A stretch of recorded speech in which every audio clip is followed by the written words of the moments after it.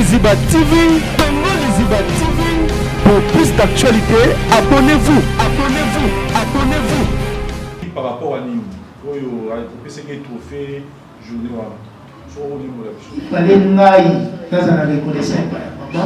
Il y a un salaire qui est trouvé. Aux alentours qui nous parlent beaucoup là, il y a un moment qui il y a classe, ils ont le voiture le beaucoup, maman tient le beaucoup boyer, assis mis mon kid dans ma beaucoup là, mon kid les autres tourner. Et puis la scène à moi, ils ont la trône, il y a queen, donc ils ont symbolique. Il y a un moment qui a pris sa maman comme un remerciement à acte, na dingue abondé sa limité dans la mission. Na kati ya projet oyo ONG acheter zanango ya ba morgue na service kwado ezali eloko ya lisanga kwado ba service kwado complet pour que mbongo ekoma vraiment acquis de droit. Et est-ce que bana bango moko nde bakobanda kosala po bayaka na mbongo po esungaka bango moko to kozana na lolenge mosusu ya kosala ce sont la même intervention ya maman Olive mwana lelo akomi mutu a rétablir aza rétabli na santé na ye na Nice na ye eza baka oyo eza cas par cas oyo topresentaka yango esikaka nzambe atouche motema ya moto mpe moto asali mpona ka ya bana mosusu olobi bon ka ya bana nauti koloba toza na baka compliqué na kati ya orphelinat neti ka ya mwana oyo nauti koloba adeveloppe diabète na âge ya 10 ans aza mwana mwasi lelo aza na 14 ans azosala to ya cycle ezomata ezokoma ba 400 ba 450 eza pasi vi âge na ye ata bayebisi respecter régime soki mokolo oza pembeni na ye te azomona neti botie ye na punition moko boye Initiative please maman Olive lève TV na haché donc oyo ivoire misala ko ezaki epandeli donc tukundi together merci ndenge so na répondre Deko mwasi pe ya mobali Posanzo tezali moko ya ba 5 organes de sens to sengeli kobatela. Sur le trône du cosmétique, il n'y a qu'un seul monarque, la fondation GLB.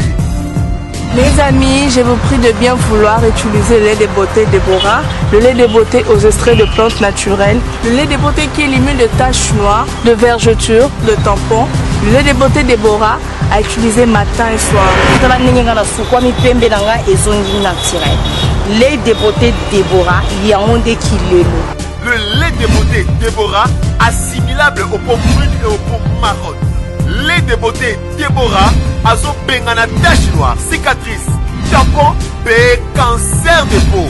Très sûr, rapide et surtout sans hydroquinone. À appliquer matin et soir pour un résultat sans pareil. Ah, Fondation GLB, n'a pas ce nini. Fondation GLB, ils ont qui zamba, et kota qui libinja, parce que mandaka, mata, basangus, tine yali, poani, kolukanjete, et ça la bilo nini, Déborah. Ma fouta Déborah, et ça mis la plate naturelle. Ma fouta Déborah, et kati bango baoba. Ma fouta Déborah, et kati, kata, kata, bao, bao, bao, bao. Ma fouta Déborah, soukra ma fouta. Nos contacts sont disponibles pour toute l'Europe. Irlande, plus 35 38 92 31 56 48. Kinshasa, plus 243 97 70 36 457. Ah, Fondation GLB, ngay na bino simbali sakanya. Mafuta Déborah, qui est là. Mieux, n'est-ce pas, de racheter le temps parce que nous avons déjà abusé de ceci. Je crois que nos excuses sont acceptées. Alors, comme à l'accoutumée, nous allons commencer cette cérémonie par une prière. Et nous invitons le pasteur Gédéon de l'orphelinat de compassion de nous dire une prière et juste après, nous allons entrer dans le vif du sujet. Pasteur. Dieu ne peut jamais être seul. Et je vous demande d'applaudir très fort pour revenir encore. Merci beaucoup. Et cette invitation était adressée aux gens de bonne volonté générale. vulnérables. C'est dans le cadre de l'ONG devant nous tous, en collaboration avec vous faire part de leurs projets, fonctionnement, donner la parole à Madame Fifi, de faire son passage dans les différents orphelinats, quelque chose de bien, un trophée. Chacun de nous sait ce qu'elle vit depuis un certain temps, 5 ou 4 ans je crois.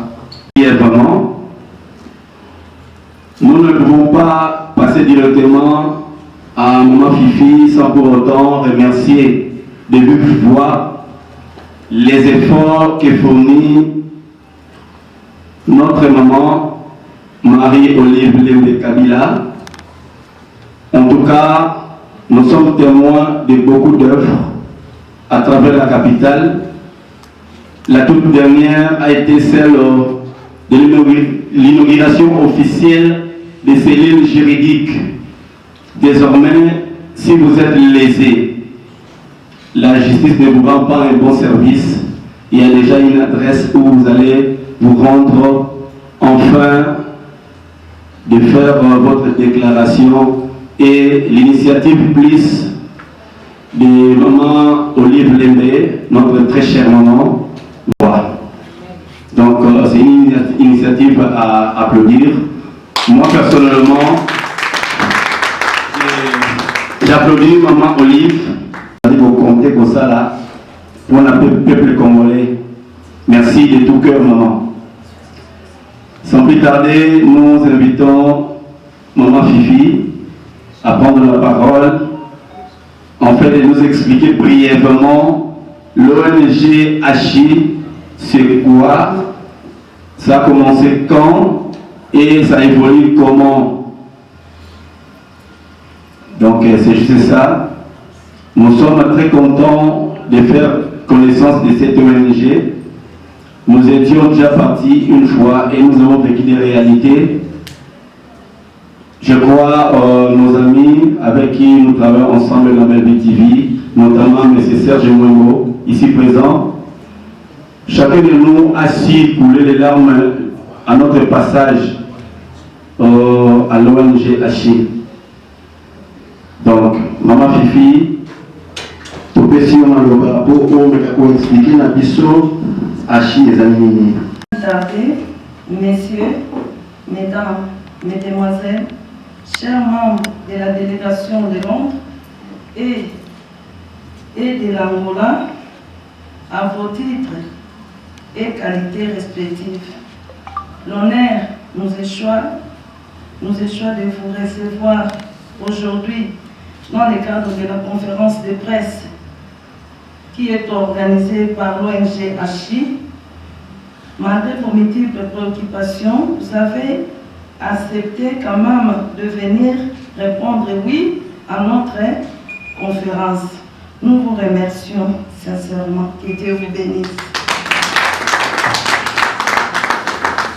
C'est devenu normal comme toute personne.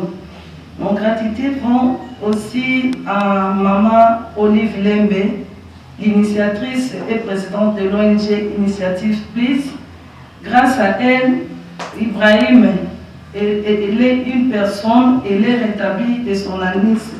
Que Dieu vous bénisse, maman. Merci beaucoup.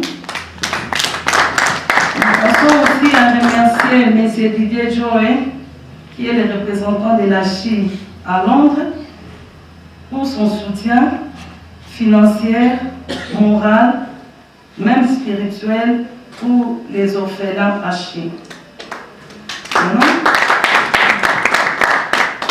Je vais passer à un bref historique de l'ONG Hachi. L'ONG Hachi, c'est-à-dire Hachi, c'est un sigle. L'ONG est Assinance Children, qui veut dire les enfants des Assina. Et Assina, c'est bien moi-même. J'ai préféré par conviction de nommer l'ONG en mon nom qui est Hachi. L'ONG ACHI est créée depuis 2013. L'ONG ACHI est créée depuis 2013. Son siège social est ici à Kinshasa, même son siège administratif. Ici à Kinshasa, c'est l'avenue Beni, au quartier Rigini, à Lemba. L'ONG ACHI a aussi son représentation au niveau de l'Europe. Et M. Tite Joe, qui est le représentant de ACHI au niveau de l'Europe, qui est là. Il a aussi son bureau de représentation de l'ACHI au niveau de l'Europe, précisément à Londres. Les objectifs de l'ONG ACHI, c'est la prise en charge des enfants orphelins de Mini, les héberger et scolariser jusqu'à les emmener à l'âge majeur où on les réinsère dans la vie sociale pour devenir autonomes. Nous encadrons aussi les enfants communément appelés les enfants de la rue. On fait la réinsertion des enfants de la rue en faisant des feedbacks, la médiation avec la famille pour savoir quels sont les problèmes qui ont poussé les enfants à devenir dans la rue, et nous faisons la médiation pour réinsérer les enfants dans leurs familles respectives. Parmi nos objectifs, nous avons aussi l'encadrement de filles mères délaissées. L'encadrement de filles mères délaissées, pourquoi nous voyons dans notre pays, dans des milieux reculés, il y a le cas de filles qui sont mineures, déjà avec les enfants, et ce sont des filles délaissées qui ne sont pas considérées dans la société. Et l'ONG ACHI fait l'encadrement de ces filles, filles mères démunies par l'encadrement de fabrication des produits désinfectants comme un barterole, esprit du sel, javel et la tapisserie des nappes en perles. L'ONG ACHI encadre aussi les filles mères, comment est-ce qu'elles peuvent éviter les naissances indésirables, en leur prodiguant des conseils et en leur montrant comment est-ce qu'elles peuvent se protéger pour éviter aussi des maladies sexuellement transmissibles comme les VIH et d'autres maladies sexuellement transmissibles. Parmi nos objectifs, nous faisons aussi l'encadrement de la sensibilisation plutôt des jeunes pour l'environnement socio-culturel. Parce que nous voyons dans notre pays, même dans notre ville ici, il y a beaucoup de quartiers, l'environnement n'est pas bon. Nous faisons la sensibilisation aux jeunes, comment est-ce qu'ils peuvent mettre la propriété dans leur environnement. L'ONG ACHI aussi défend le droit de l'enfant et de la femme. Nous organisons aussi des formations de renforcement des capacités de jeunes par la formation des mécaniques, de couture et autres etchétéries.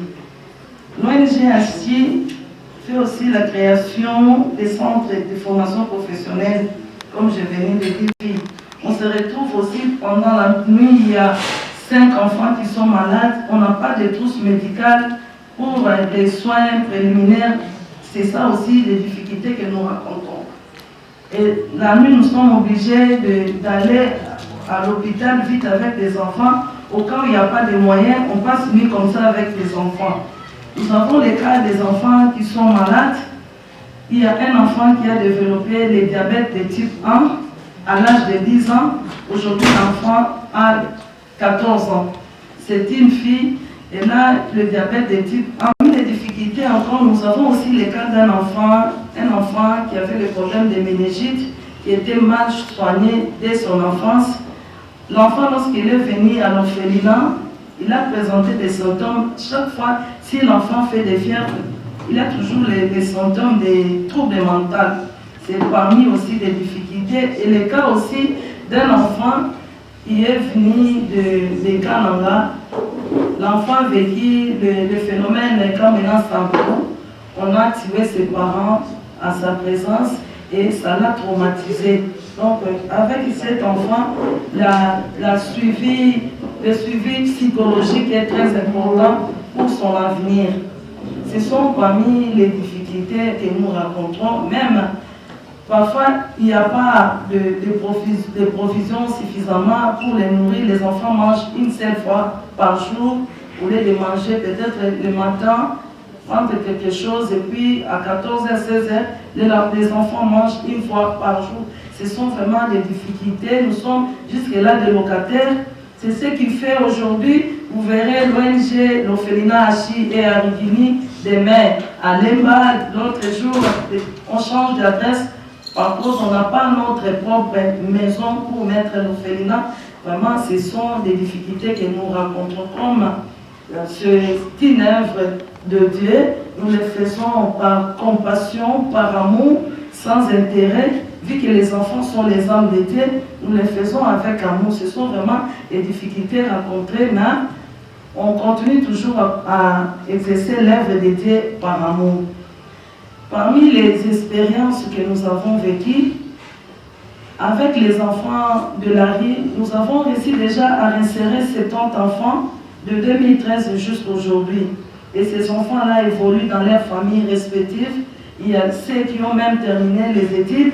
Il y a ceux qui étudient jusqu'à aujourd'hui. Nous faisons toujours des suivis pour aller voir si les enfants ne sont pas rejetés et nous faisons des rapports. À part ça, nous avons aussi l'expérience avec nos enfants de l'orphelinat, avec la fabrication de perles en nappe, des sous-plats et des sous-verts. Malheureusement, je n'ai pas amené l'échantillon, mais les gens qui sont passés à l'orphelinat ont vu l'échantillon. Les enfants, la majorité des enfants de l'orphelinat maintenant fabriquent ça. Lorsqu'ils fabriquent des tapisseries en perles, des sous-plats, des sous-verres et des nappes, ça aide l'orphelinat pour la survie aussi et ça aide les enfants aussi parfois pour leurs études. Nous avons réussi aussi à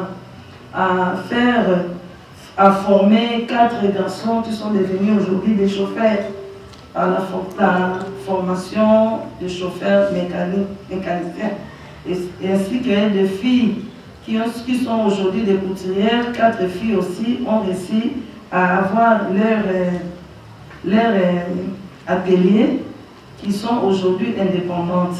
La plupart des orphelinats, les enfants vont dans la rue pendant la journée pour chercher à manger, pour chercher à se vêtir. Et la nuit, ils rentrent dans l'orphelinat pour dormir. Avec de tels cas, c'est une bombe à retarder pour notre pays. Parce que si on est là pour l'intérêt noble des enfants et défendre toutes les causes des enfants, nous devons vraiment encadrer les enfants, même avec le peu de moyens, pour que les enfants ne rentrent pas dans la rue pour mendiciter, pour voler et faire cette la rue ne donne pas de bons conseils aux enfants. La rue n'éduque pas. C'est nous, lorsqu'on accepte ce travail, nous devons éduquer les enfants, nous devons les aimer comme nos propres enfants, éviter les enfants aller dans la rue pour chercher à manger. J'ai dit et je vous remercie.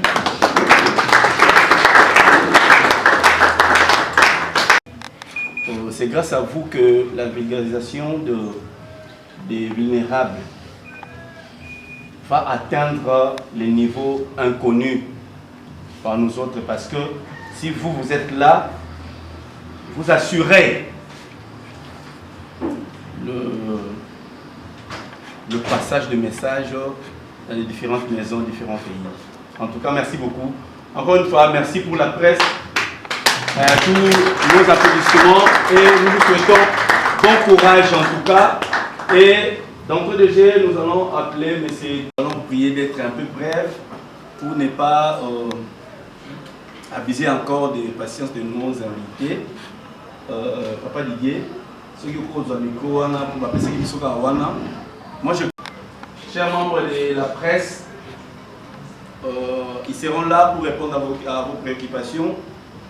Et puis, après le jeu des questions-réponses, il y aura la cérémonie de remise des trophées à Madame Belfi, bien qu'absente aujourd'hui par raison de santé, mais il y a toute une organisation au niveau du bureau, il y aura quelqu'un qui pourra recevoir ces trophées à sa place.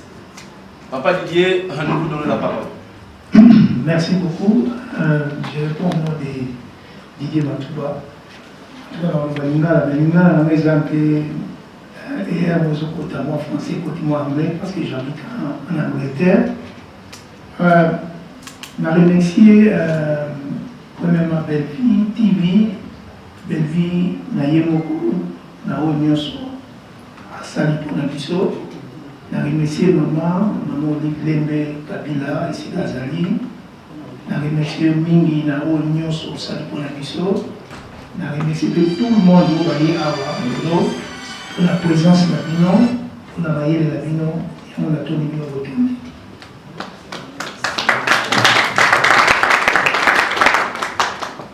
Bon, dans la langue, comme on a déjà dit ça, moi, dans la zone de la moisalité, juste un projet pour orphelinat. Nous avons des grands projets vraiment pour la orphelinat à Bisso Hachi. On m'a dit, je suis dans la compagnie de la délégation à Londres, à Londres, comment je suis en train de battre dans le rapport à l'orphelinat à Chine. Pour accompagner pour passer le message, même la présence dans le moment, il y a des bossos, déjà, parce que si la salle d'examen d'État, il faut penser ni de ça pour la parole de façon qui va se analyser. Alors, c'est un projet autour de l'ango, il y a un cours détaillant à voir. Madame Belga est déjà, malgré le premier projet, tout pendant qu'ils ont déjà, ils allaient créer un groupe, il y a Quado pour se faire la voiture, il y a soudi service Quado, service Quado Mobiba. Ils allaient entrer à Bazaï, ce qu'on dit Bazaï, vous avez un terre jaune, sur le communautaire jaune, au monde à place, il y a Malamou. Congo central. Oui, parce qu'ils ont banalisé dans l'Angleterre après 26 ans. C'est pour ma première fois. Après 26 ans, je n'ai jamais retourné au Congo. Donc, mieux c'est le cas au Congo pendant 26 ans, Nazarati. Ceux qui n'ont zongi, ils ont pour la maman dans leur vie. Il y a un moment où ils ont zongi, pour nous, ça n'a pas sur la vie.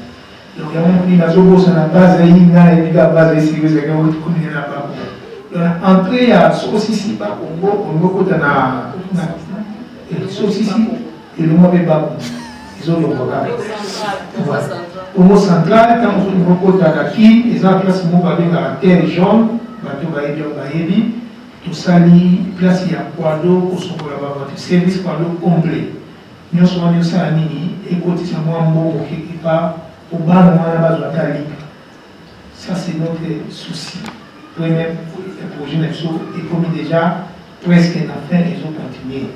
À part Wana, tout ça, Belchi. Au moins, là-bas, on va Belchi.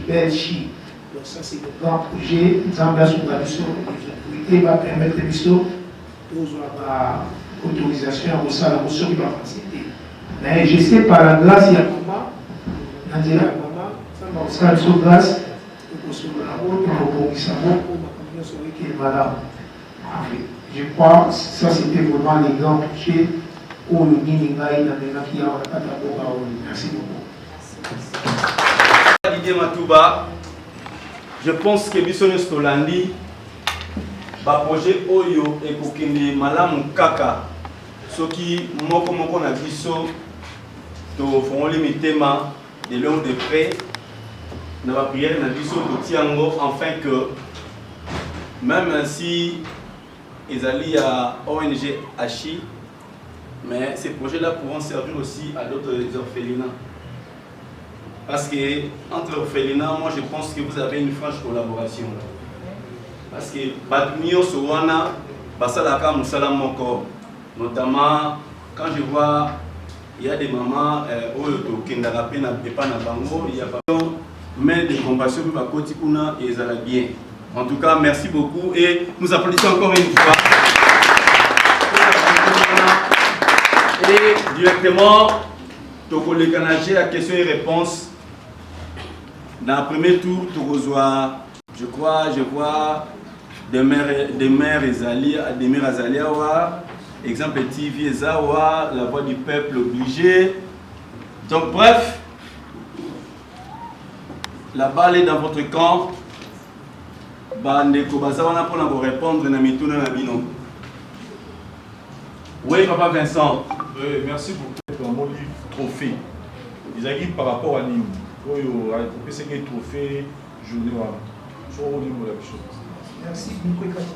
Lesquels d'ailleurs qui a dit premièrement, ils allaient qui n'a hâte au maman Saraki pour na moi nous babengi Ibrahim a bandi batum sous les réseaux sociaux babado mona comment nous en Angleterre on s'est battu pour la moi on a azala guéri à Koutamaka sans anis alors Saraki qui l'opération Saraki les bosso ta mazaki na 8 mois on avait payé plus de $800 ça c'était facile. Tant que comme en décembre, deuxième opération, il fallait passer à la parce que le docteur va pas il y a un problème pour passer à la colostomie. Tant que comme en décembre, comme un problème, moi là, à comment qui on peut passer bien l'infection, il passer l'opération, tout le qui va docteur, là va il y avait une clinique dans ma tête, parce qu'il y a $8,000 pour passer à l'opération. Alors, je ne pouvais pas moi-même dans $8,000, on a vu la situation de la Boka, na Boudani, et au moins dans le bassin. Tu es ici, mais malheureusement, malgré la zone où on a vu sur la concavité, il faut que moi, on a beaucoup de complications à Kati, on a l'enfant qui a Koufa, et comment que moi, on a comme Kopola. Par la grâce de Dieu, par nos relations, Belle-Vie a Bemingaï et pas à maman. Maman a une situation, mais nous sommes l'hôpital d'ailleurs, ça allait moi dans l'opération. Acte, on a déjà, il y a comme maman, on m'a déjà pour ça la situation, mais moi il fallait n'aille dans un reconnaissance par maman, il y a un salaire qui est trouvé, il y a ça. Aux alentours qui nous beaucoup il y a un y a glace, ils ont voiture, le maman tient le beau boyer. Asimi mokili na maboko na ye mokili ezo tourner et puis na scène ngo ezaki na trône ya queen donc ça est symbolique ya moboni na yaki na mona pesa maman comme un remerciement na acte na ndenge abondisa ni mitema na biso. Merci maman.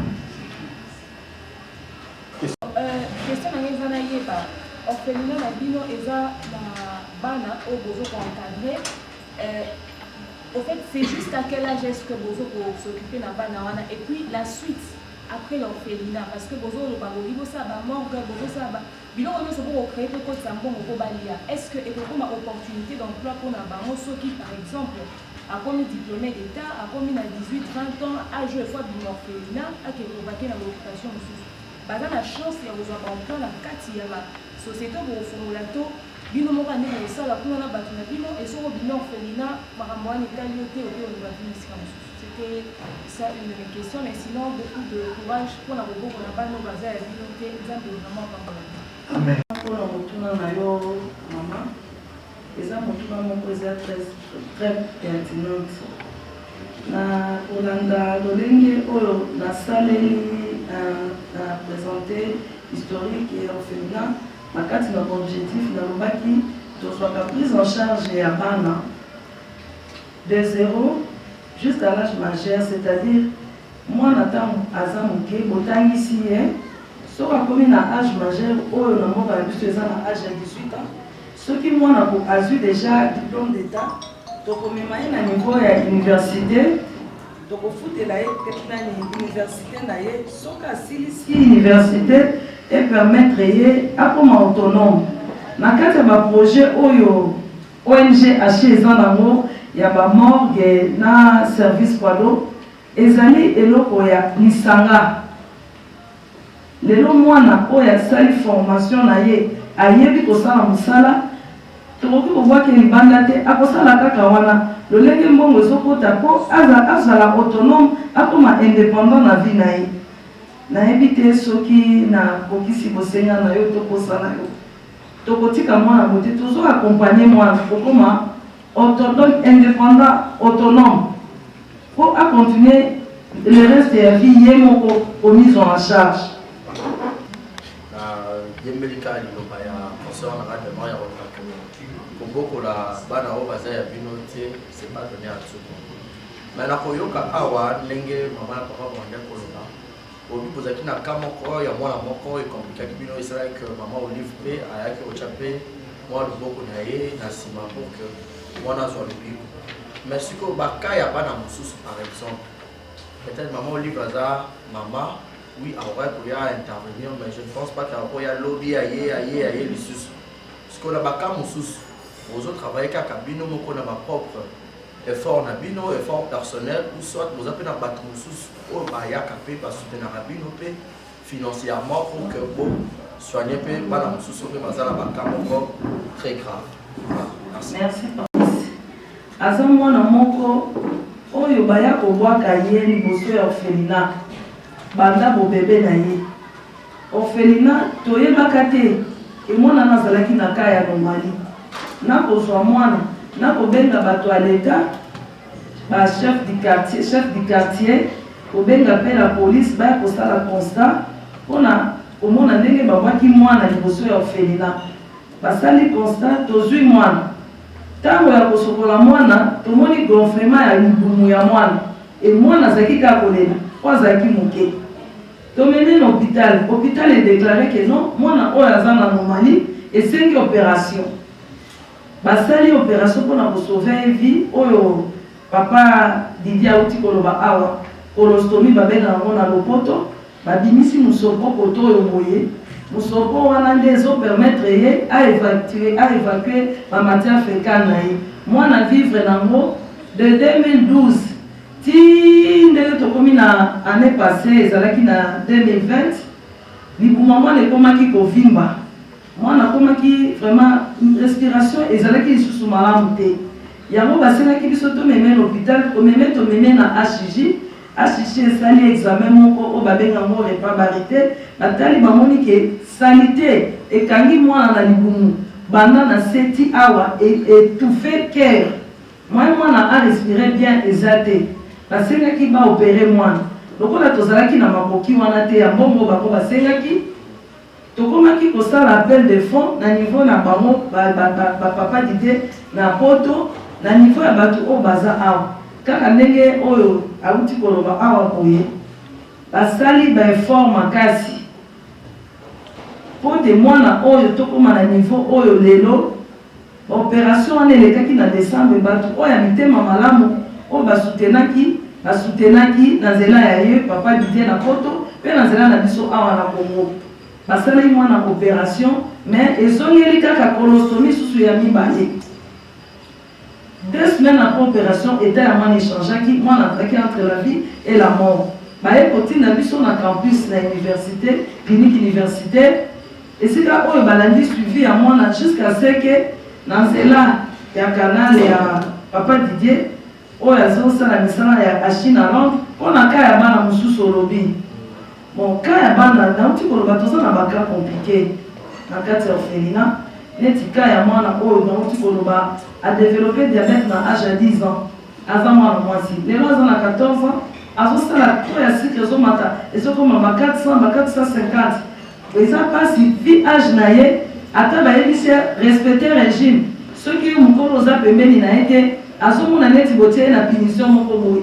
en secret monene ya malade wana eza premièrement korespecte régime malgré ke mwana azozwa bainsuline na âge na ye wana tozosala suivi biso moko mpe tozosenga bato ya mitema malamu oyo amonani na mwa kisi aye atiki eza mosala ya nzambe bana baza baama nzambe eza ya biso nyonso kozala mpenza na bato ya kosoutenir bana baza te yango tozosenga awa ke bato ya mitema malamu koya kotia loboko na bango mpo tosala mosala wana ya nzambe ekende liboso baka ezali oyo etikali atuka tobundanaka yango na papa Didier ndenge azali awa okao mwana koi maladi na butu ifo luka kobenga oluka kosala boye baluka ndenge nini yango wakomema mwana na hôpital soutien ya bato mosusu eza na moto eza na motema malamu oyo amonani atie loboko na ka Ibrahim bato ebele basungi Ibrahim eza bato ya mikili ya poto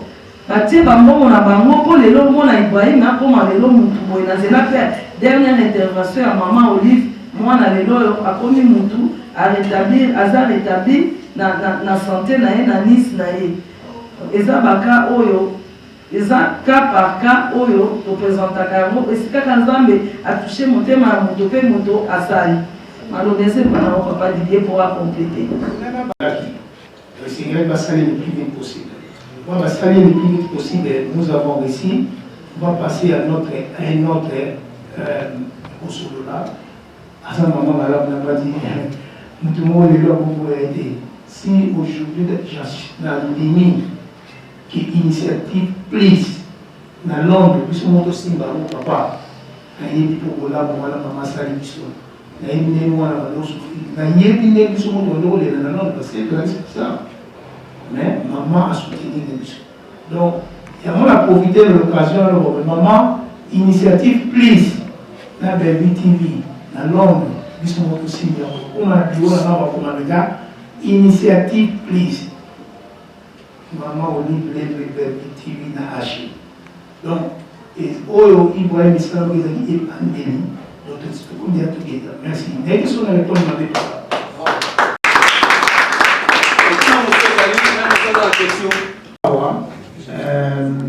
la déjà maman tient beaucoup. Pour ça, il y a déjà la place où ils ont déjà établi. C'est bien d'attacher là-bas qu'il faut d'abord créer quelque chose pour aider ça. Pour créer, voilà, ça va arriver. Mais pour le moment, tout ça va dans le c'est au niveau de Voilà, papa Serge. Merci beaucoup. Je suis Serge Mwengo, l'artiste et comédien. Là, c'est un. Et puis, deuxième question. Déjà, bagarre de Foumini au Gauthier, par rapport à la création, il y a Quado, un service Quado complet pour que Mbongo ait vraiment acquis des droits. Et est-ce que bana bango moko nde bakobanda kosala mpo bayaka na mbongo mpo esungaka bango moko to boza na lolenge mosusu ya kosala? Ce sont là mes questions. Merci papa. Na partenariat na baninga mosusu mpona koéchange ya baexpérience et puis mpona kokolisa mayele toza na baorphelinat oyo totravaillaka na bango en partenariat donc toza nango oyo tosalaka baéchange ya baproblème ya ndeleka touti koloba awa boye lisabima oyo kosukola elongi te mosala orphelinat eza mosala ya nanu premièrement bana baza baama nzambe moko te akokoloba ke nalongisami na mosala onga moko moto moko te totravaillaka toujours en partenariat na baninga mosusu parce que tozotravaille illégalement te tozotravaille légalement toza na badocument oyo ya l'état et permettre biso tosala yango eza na facilité oyo tokendaka komona baninga mosusu mpo toyeba ndenge nini tokoki kotravaille ensemble na kati ya baéchange ya baidée. mpona sous question oyo tuni par rapport ya baactivité génératrice ya revenu ya service Quado na oyo touti papa Didier auti koloba ya morgue. Pour le moment toza na bana mibale bauti kozwa examen d'état bazwi diplôme d'état na bango baza bacontinue te année oyo bazosala formation professionnelle soki bana basilisi eke bana baza na volonté wana ya kocontinue baétude tokokokata bango baétude te soki soutien ezali oyo keno mwana acontinue asilisa université tokopesa ye chance ya kosilisa université mais mwana oyo azali na capacité ya kotanga mingi te tomoni ke na nzela ya formation professionnelle oyo asali akoki kozwa responsabilité tokopesa responsabilité wana tout en contrôlant parce que ntango activité génératrice ezali oyo ebengami ya ONG eza fondation te ONG ezali lisanga ya bato bayokani basala elongo mpona lokumu biso neti na orphelinat eza mpona lokumu ya moto te eza mpona lokumu ya nzambe tozotravaille na transparence tant tozotravaille eza mbongo kotia na poche te il y a un numéro de compte oyo eza reconi ke non soki mosala esalami na fin ya journée okangi mbongo lobi na ntongo okokotisa mbongo na yo mbongo oyo osali na niveau ya banque oye na bordero mpona koyeba suivi epuis suivi il faut ezala eza mosala oyo ezosenga transparence na kati ya lisanga eza mosala te keno ozwi mbongo tie na pochement à part ça oui eza œuvre moko oyo tozoloba eza ya nzambe mais toza na bamama oyo azolambela bana il faut afutama na kati ya orphelinat toza na baencadrer lokola assistant social wana assistant social azoya koyeba baproblème nini bana baza nango il faut afutama ekofutama wana eza salaire te motivation oyo ekopermettre ye afuta transport na ye motivation ekopermettre lelo aye asali lobi aye asali e na mbongo wana kaka nde esika motivation ekouta na mbongo wana nde esika oyo ekosunga bana kolia na bango servi na bango soki suivi ezali te moyen mosala ekende liboso eza te donc il y a quelqu'un oyo aza bien placé ya kosala suivi ya baactivité génératrice wana oyo eza na compte ya ONG baosala bazolela bango wana bana bango na mote c'est likambo tuni peut-être très important donc il y a un certain soki kozala baidée oyo moniki okopesa biso tokoma yango pour te protéger nini wana papa oza welcome yango balingalwa merci beaucoup voilà maman tena mfungwa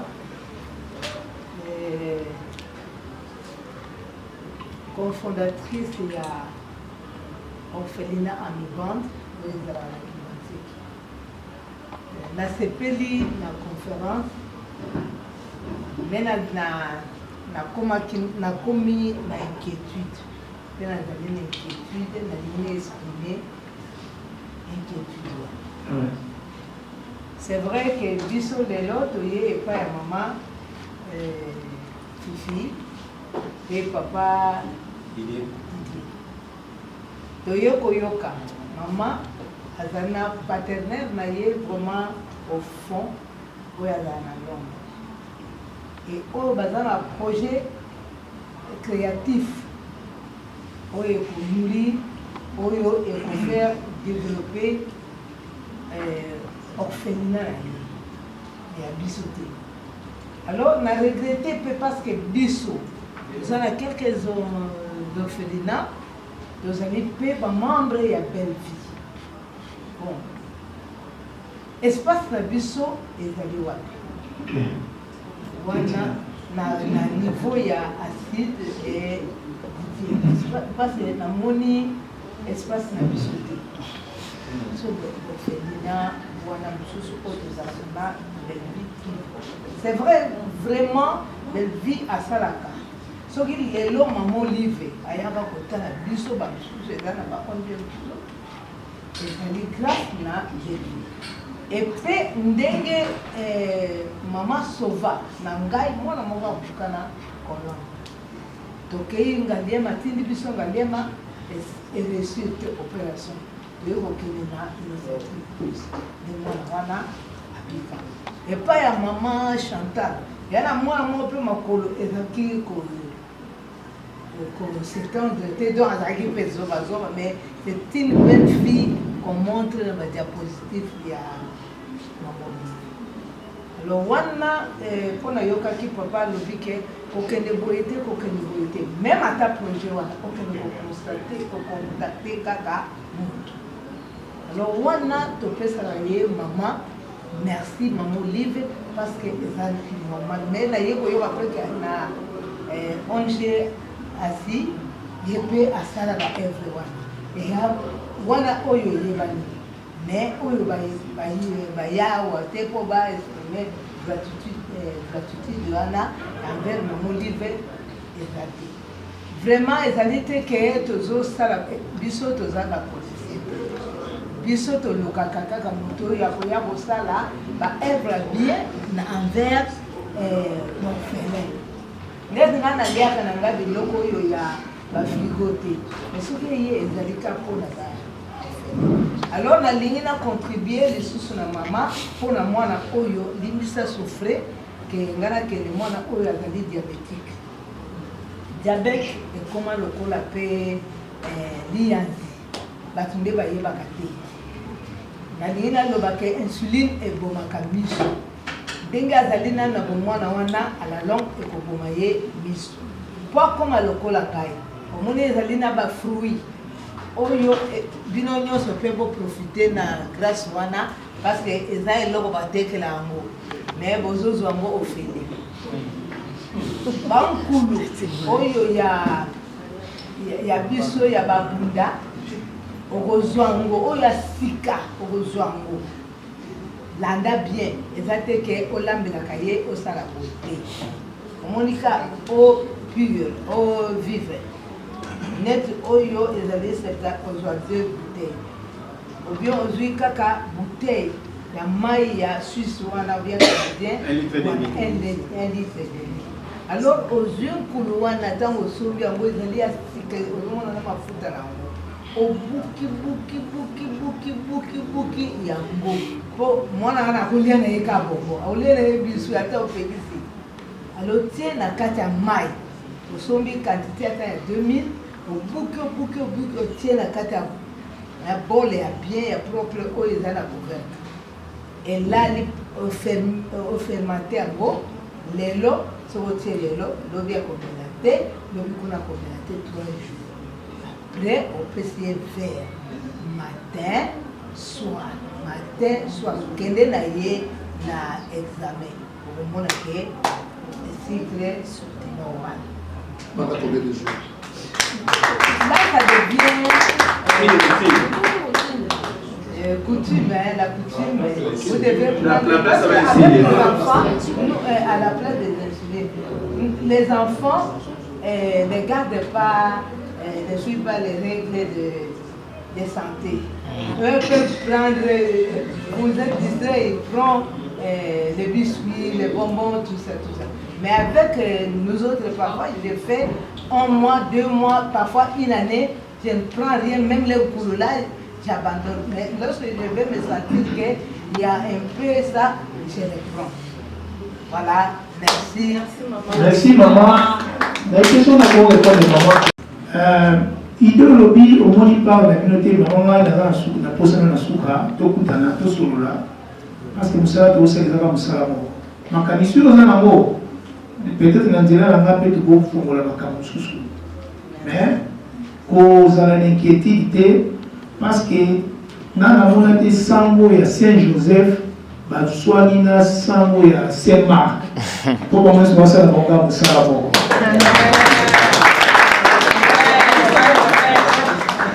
Na bato nyonso oyo baza koencadre bana oyo bazangi na bato nyonso oyo baza koencadre baveuve ya solo eza teke veuve mais azala na likango eza te baveuve ya bien oyo pena bana tata kenda ye batikala donc c'est dans ce sens là c'était juste pour amuser la galerie. Voilà, je crois que ma question est Sylvie.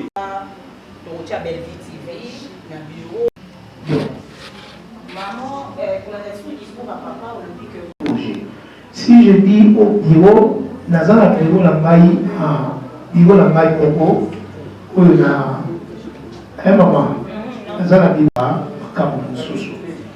Bureau wana, à côté de ça, Makamu Yashi, à part la Chine, à côté de ça, les gens à Makamu Soso, na Sala. Parmi le projet, on va qui c'est Moni, pas la Mundele, pas la Bissot de Kovatubadi. Il n'y a rien sans intérêt.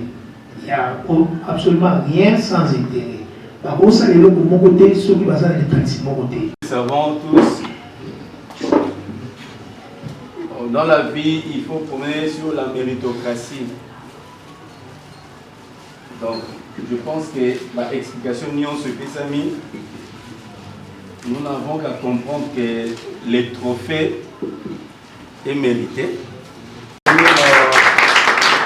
Prendre les trophées.